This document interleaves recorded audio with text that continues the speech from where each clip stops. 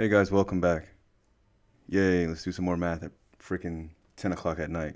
That's the funnest thing I've ever done all week. Yay. Okay, so like I said, you're gonna have a paper like this on paper. You're gonna have a question like this on paper too. It's also optimization. So here, instead of a box, I have a cylindrical this shape, cylindrical tank. Now, I need a formula to optimize this shape. If I'm looking for volume, so let's see. First, it's asking me. Let's start here. H equals 100 over pi r squared. You're probably like, oh my gosh, what is this? What's going on? Well, H here, this is our height. That's why it starts with H. Here, let me get a better line. Do, do, do. Okay. All right. H is right here. That's our height. They want us to show that the height equals this. So, what do we know about a cylinder? Well, if you look in your formula booklet, we know that a cylinder, the volume equals pi r squared, which is this part, pi r squared, that's the area of this circle here, times the height. So, boom, that's our formula for volume of a cylinder. Well, look, they give us the volume right here. It's 100 cubic meters of water. So I'll say my volume is 100 cubic meters equals pi r squared h. Now it says show that h equals this, whatever this is. So confusing, right? No, watch this. All they're saying is get h by itself. Move these little guys over here. So what do? Oh, algebra 1. I'm going to divide by pi r squared. So what do I get? Oh my gosh, that was like one step. So I get h equals 100 over pi r squared. Step 1, done. Happy face. All right, now, it says check mark. There you go. All right, now, here, so it says for part B, show that the surface area is represented by this. So this is actually a formula that's in your packet, the surface area. But let's say they didn't give us this. They said, let's say they said, okay, find out what the surface area is going to be based upon what we know here. So let's just ignore this at first. We don't know this yet. We're going to ignore this. We don't know that yet. We want to know what the surface area is. Well, let's break it down by shapes. So first I have these guys right here. What are these called? What are those? They're not my chocolates. They're circles. How do I find the area of a circle? Here we go. Area, that's A, because area starts with an A. I think so. I'm not really good at math. Wait. I don't know. Okay. Area starts with A, so A of a circle, put a little circle down here. Let's put a circle. Okay. Equals pi r squared. Now, I have two circles. So then, for both my circles, the area is 2 pi r squared because I have two circles. All right, that covers the surface area for these two circles, or just the simple area, which is in the formula packet. You don't need to memorize that. Okay, the next part is this part. They call it the curved part. They say find the area of the curved part here. Well, here, if I have a cylinder, remember this was in your notes. I put it in the notes. I want to just concentrate on this curved area right here, this part. Think about like a soup can. If you want to take the wrapping off the soup can and unravel it, you'll get a special shape. So let's just, separate the top and bottom of the can. Here's my can. I'm taking off the top here. Here's the can. I'm going to draw it. Taking off the bottom here. If I do that, you can see inside the can maybe some Chef Boyardee. I don't know. Keep taking off the tops. If I could take off the top of the can, I have a top here, it's just coming off. Here we go. Take out the bottom part. There we go. I don't need you. Go away. All right, now what I want to do is I want to take off this wrapper here. So, no, not 2 chains. So, take off this wrapper. If I take off the wrapper from the can, I'm going to be left with a special shape. Pretend it's a Chef Boyardee wrapper,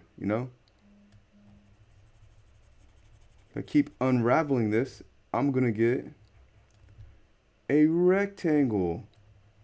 Now, how do you find the area of a rectangle.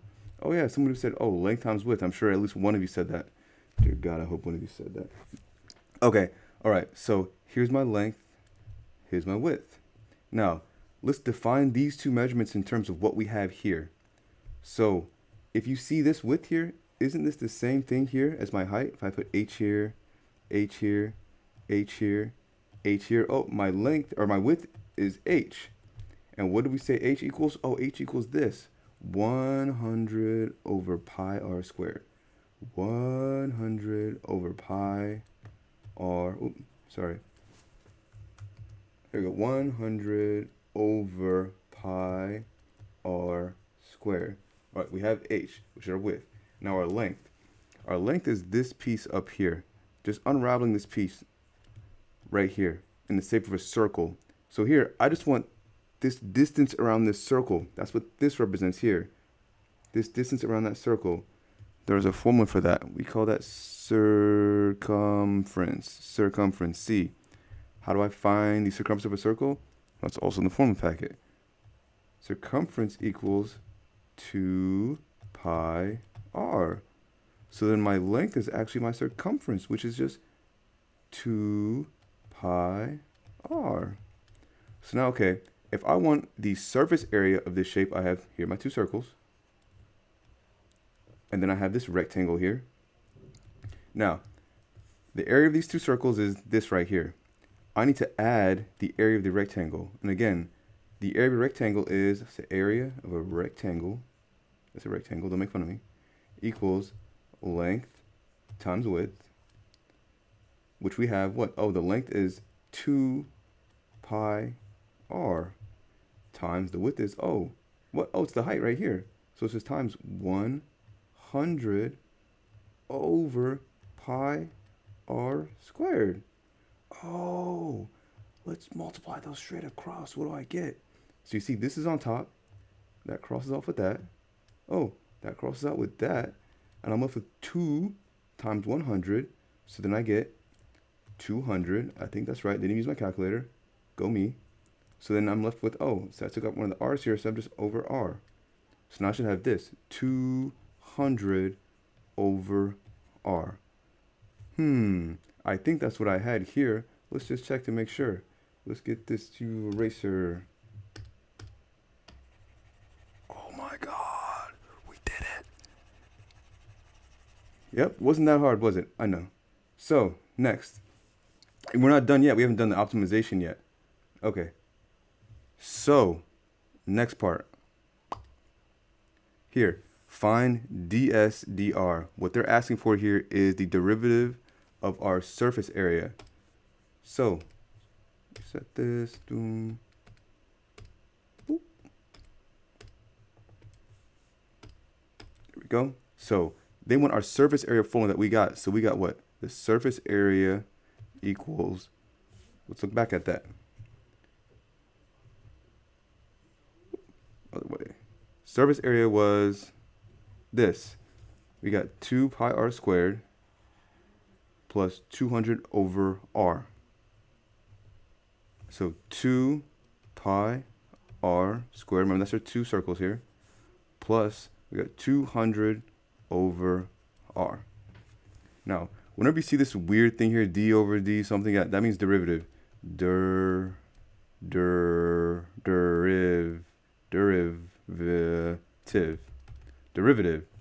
So take the derivative of this guy.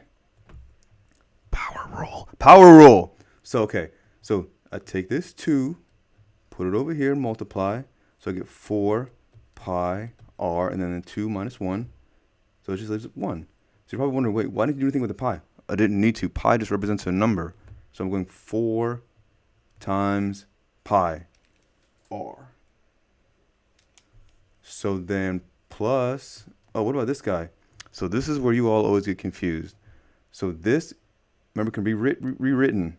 This is the same thing as 200 over, and I take the r, put it up to the 200, and I make the exponent negative because that's r to the positive 1 there. Now, what's the derivative of this? Power rule. This goes here, multiply that by 200, subtract 1 there, and I'm left with what? Negative 200, because negative 1 times 200 is negative 200. I promise you. Use a calculator if you want to. I don't care. And then r, the negative 1 minus 1 is negative 2. Now, it's best to rewrite this as a fraction again. So you're actually left with the derivative equals 4 pi r minus 200 over r squared. Because putting it back on the bottom makes this positive.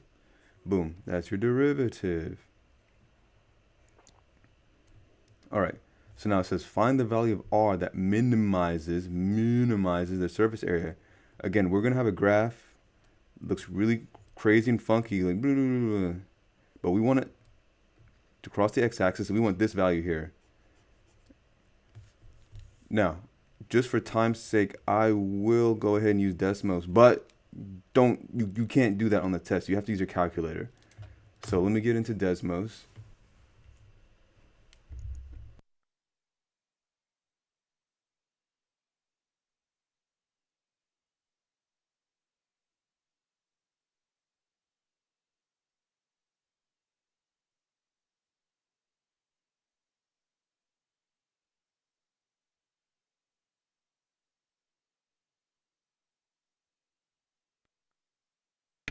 All right, now I'm in Desmos. So, okay, I have 4 pi r minus 200 over r squared. Let's see if we can put that in here. 4 keyboard. Let's see, where's my pi function? Oh, here it is. Pi. And see my r here, instead of r, I'm going to use x. So you should do the same thing on your calculator. Don't use r, use x. X is your variable. So 4 pi x minus 200 over x squared. And up, you see right there? I already see where it crosses the x-axis. That's my answer. There, so that's the x value right there, 2.515. That minimizes the surface area. So that would be your answer for this, 2.515.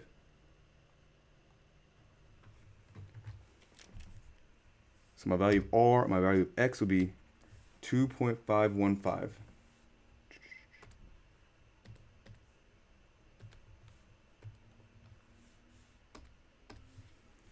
R equals 2.515. There.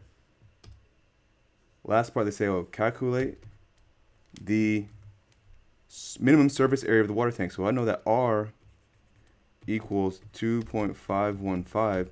All I'm doing is taking this number and plugging it in or substituting it in for R in my surface area formula. Remember, surface area, we had 2 pi r squared plus, and then what was it? 200 over, let's see, over r. So you just put this number in here and in here, and that'll be your answer. This is optimization, just using a different shape. Drop the mic.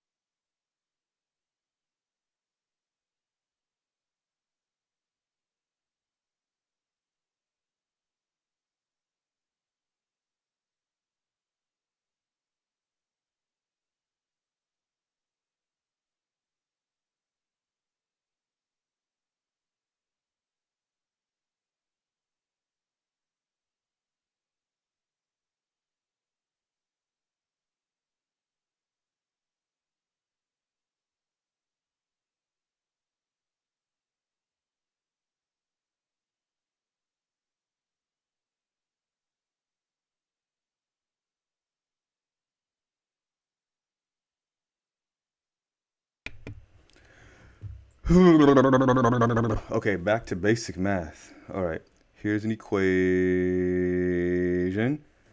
Find f of 3. Okay, this. Okay.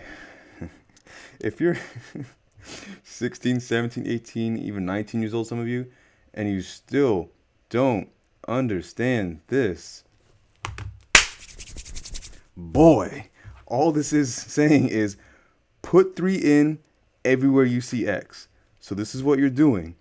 2 parentheses, because there's an x there. 3 parentheses cubed minus 3 parentheses 3 parentheses squared minus 12 parentheses, again there's an x there, 3 plus, not minus, plus 5.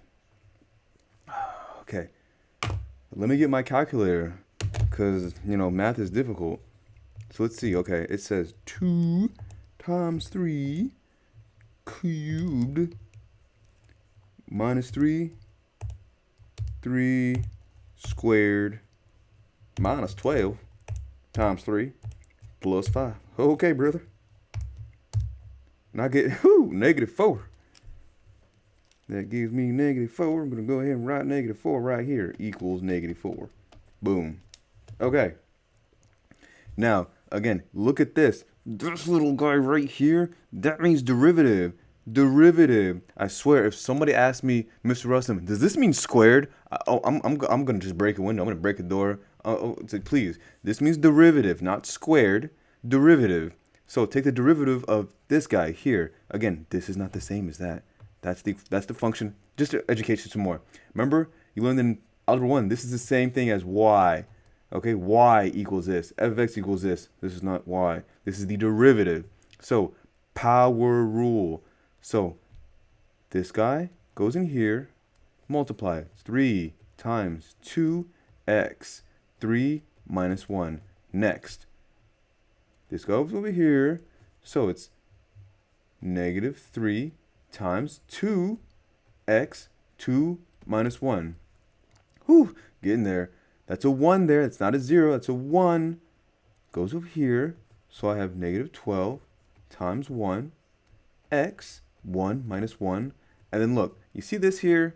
You see this here? You see this here? There's no variable here. So if I want to differentiate in terms of x, this is 0 because there is no x there. So plus 0. Now simplify. If you need to, go ahead and use a calculator for this. 3 times 2. I'll count on my fingers. 1, 2. Oh, it comes after that. Let me get a calculator. Okay. 3 times 2 is 6. 3 minus 1. Let's see. 3 times 1. Let's carry the 4. Is 2x squared. Negative 3 times 2. Negative 6. 2 minus 1 is 1. So 6x to the 1. The 1th. Don't say 1th. The first power. Minus, oh, what's negative 12 times 1? Negative 12. And then here, this is 1 minus 1 is 0. Anything with the 0 power equals 1. So this is just times 1. Which gives me, I have 6x squared minus 6x minus 12. This is my derivative. That took way too long. But some of you needed to see that. I'm sorry. Okay, so now, again, this is the part everyone gets confused about, but it is so easy. The gradient. What's another word for gradient? Slope. When we're talking about these two things, gradient, slope, we're also talking about the derivative. Derivative. That's why we did the derivative first. All of this is talking about derivative. So if it says find the gradient, the slope, the derivative of the curve, f of x when x equals 3, it's saying use this guy. Use this guy. Use this guy. Hey, look, use this guy. When x equals 3. So take a derivative to find the slope, the gradient. So 6, it says x equals 3. So where I see an x, I'm going to put in a 3, just like I did here. It's real simple, real simple. So x is now 3 squared minus 6. X is now 3 minus 12. All right, let's see what this gives me. Get my good old Big Daddy calculator here. Okay. So I got 6, 3, it's a squared on top of that, and then minus 6, and 3, minus 12. That's going to be a big number. Oh, it's 24. Whew, this equals 24. So now, do you understand what this means? This is your slope of the tangent line. This is your slope here. Okay, so now, oh my God, look. They want me to write the equation of the tangent line. And look, I already have the slope. So I immediately know, okay, here I need M, I need X, I need Y, I need C. Only one of these I don't have yet. You're going to see in a second. So let's see, M. My M equals 24. So far I have Y equals 24X plus C. Now, if I'm writing it in this form, slope, intercept form, I need my intercept here. But the way I get that is I can plug in my X and my Y. So my Y equals, look up here. Remember this? This is the same thing as Y. We found out what our Y was when we plugged in 3 here. Because 3 was X. You put in your equation, you get Y. We got -4. So Y is -4. X is 3 because we've been using that in the entire problem. Let's go ahead and put them where they belong. So I have -4 equals 24 times 3 plus C. Let's go ahead and solve this big boy. All right. Oh, 24 times 3. Oh, my God. That calculator, I don't know math. 24 times 3 is 72. Whew, that's a big number. All right. So -4 equals 72 plus C. Oh, no. What does this equal? Minus 72. Minus 72. Again, get my calculator on. Let's see. -4 minus 72. You might be laughing at me, but you won't be surprised how many people can't even do this. Okay. So we get, -76. So C equals -76. 6. So now let's go ahead and write our equation. Y equals 24x minus 76. My equation, happy face. Oh boy, what are these? There's more to it?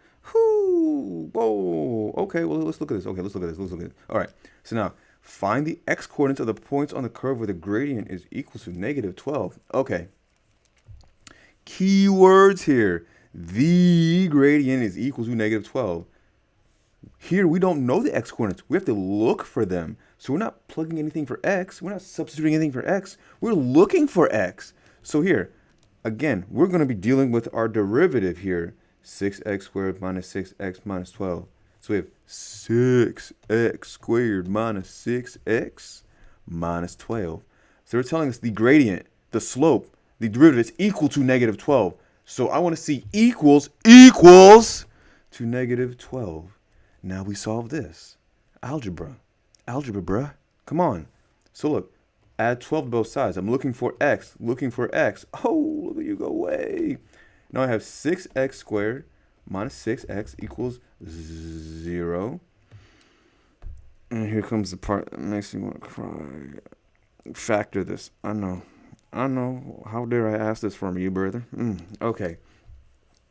What do these two things have in common? Okay. I'm reading the chat. I should stop reading this. All right. Okay. Both of these have a 6 in common, so I'll take out a 6. All right. What else do they have in common? Oh, they both have an x in common. I'll take out an x. So now what am I left with? So 6x times what is going to give me 6x squared? X. 6x times x is 6x squared. I'm reverse distributing, right? It's like too easy. Okay, so if I take out a 6x here, I'm left with what? 6x times what gives me 6x? 1. It's 1. It's just 1. It's not that hard. So now here, find the values of x. So what values of x can I put in here to make this whole thing 0? Well, what can I put in here to make the whole equation 0? I'm looking for this. 6x equals 0. What does x have to be? X is 0. So simple. This part, what can I put in here to make this whole thing 0? So see, x minus 1 equals 0. What does x have to be? Oh, x equals 1. These are our answers. X equals 1, x equals 0. That's it. Wasn't too hard. Just this part. I know. I know. I cry. I cry. I cry. So, almost done. Now, calculate the x-coordinates of the local maximum and local minimum. So here, they're not asking for what's happening at negative 12 anymore. They just want to know in general what's happening at the local max and local minimum. I want to know my x-coordinates. So I go back to my derivative. This is my derivative. 6x squared minus 6x minus 12. Now, remember, maximum, minimum. This means our derivative equals 0. Looks like this. I have a graph here. There are curves. Right here, maximum. Right here, minimum. Slope here is 0. Slope here is 0. I'm looking for when my derivative equals 0. Because remember, derivative is slope. Okay. Again, you gotta factor this. You know what? I've seen some of you using polysmote. I want to be mad, but I can't. I realize that's what you know. So go ahead and use it for right now. I mean, just get through the problem, please. So I'm gonna do it by hand like a big boy. So I'm gonna factor this. What can I take out of all three of these terms? I can take out a 6. So now I have x squared. Minus x. Let's see. What times something? 6 times something equals 12. Look at my calculator. Quick maths. Okay. Okay, yeah. Good. Minus 2. Minus 2 equals 0. So now you're just factoring this big boy here. Factor this. X squared minus x minus 2 equals 0. What times what gives me negative 2. When I add it up, I get negative 1. So I'm left with this. 6, and then I have this. X. X. So what goes here? What times what gives me negative 2? Add up equals negative 1. Minus 2 plus 1. Yay! So here my answers for this one are x equals 2, x equals negative 1. Hence, find the coordinates of the local minimum. So right here, I have two answers. One of them is minimum, one of them is maximum. So you could just graph this. You have two options. If you actually graph the derivative, it's going to look like this. You'll see, was it negative 1 and 2? So negative 1 is here, 2 is here. You have a parabola like this. Something like that. There you go. So when your parabola is shaped like this is your maximum, this is your minimum. What that's saying is it's positive here, then negative. So you're going to end up with this, positive and negative.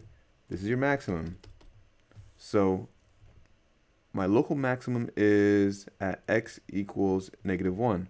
But it wants the coordinates. The coordinates. Again, if you're so confused on this, go back to the original equation. This one. 2x cubed minus 3x squared plus 12x. And I think that's a plus 5. Yeah. So plug in negative 1 back into the equation. Right here. And if you do that, you will get your coordinate. So it was 2x cubed, 3x squared. 2x cubed minus 3x squared minus 12x plus 5. Minus 12x plus 5. Just put in this wherever you see x. So if I do that, I'll end up with 2, negative 1 cubed, minus 3, negative 1 squared, minus 12, negative 1, plus 5. We're almost there. Oh, I'm so sleepy. Okay, so this is going to be negative 1 cubed is negative 1 times 2 is negative 2, so negative 2. And then this is going to be, wake up. All right, that's going to be minus 3. And then that's going to be plus 12. Plus 5. So this is big boy math. Let me get my big boy calculator. Negative 2 minus 3 plus 12 plus 5. Oh, that's 12. Okay. So this is going to equal 12. So then I think I did the maths right. I don't know. So x equals -1, y equals 12. Coordinates. That's your answer. For what values of x is the value of f of x increasing? So here, this is a trick question. If your graph goes like this, we had -1 here, 2 here. We know that it's a maximum here. That's at what, 12? And it's a minimum here. That. For what values is it increasing? From here, from negative infinity to your maximum, it's increasing. From this value here to positive infinity, it's increasing. So you would say, oh, from negative infinity to my maximum, which is, we said is -1, it's increasing. And then from my minimum, which we said was at 2 to positive infinity, it's increasing.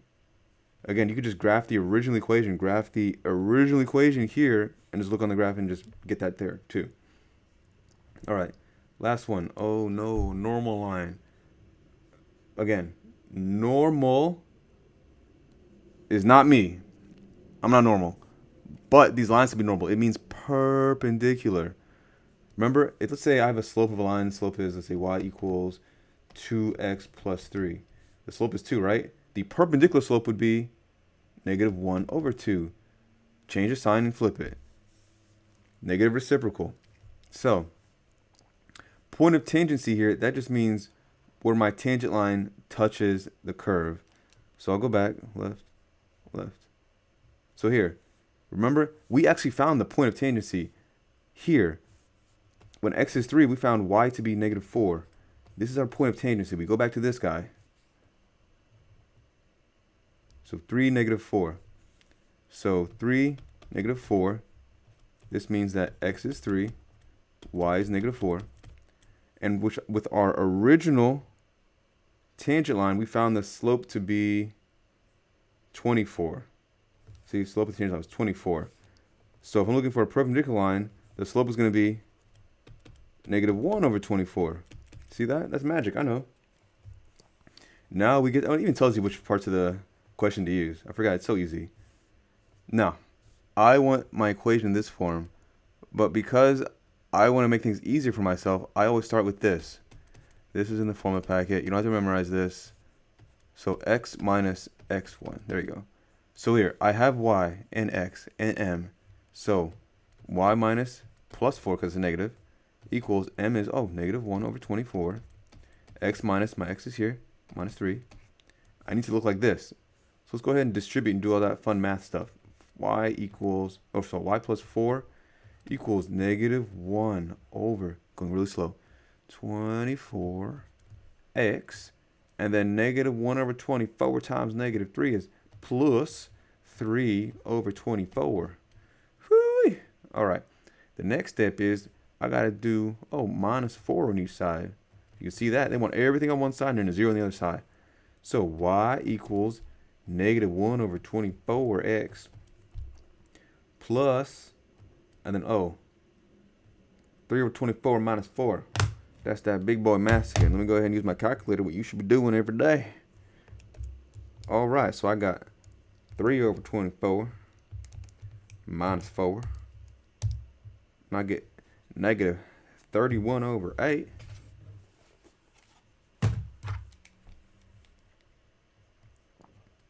Equals -31/8. That's my calculator told me.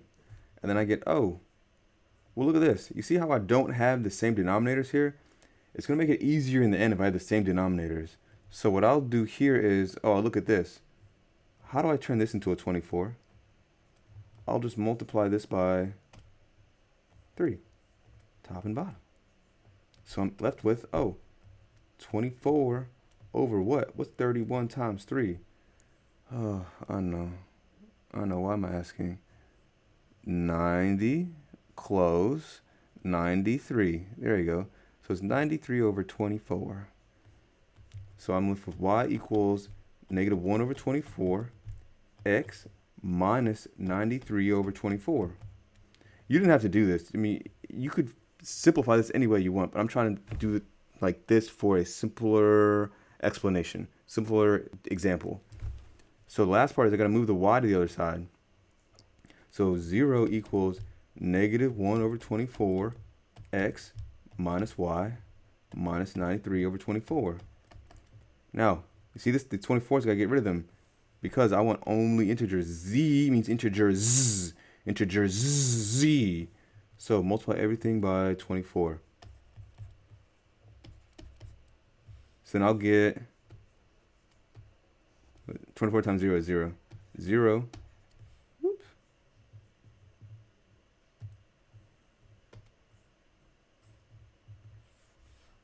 Different color because I can't see that one. Do this one. So 24 times 0 is 0 equals, oh, this times 24 is going to be negative x. And then this times 24 is minus 24y. Last one here, boom, boom, minus 93. That's it. Time to go to bed.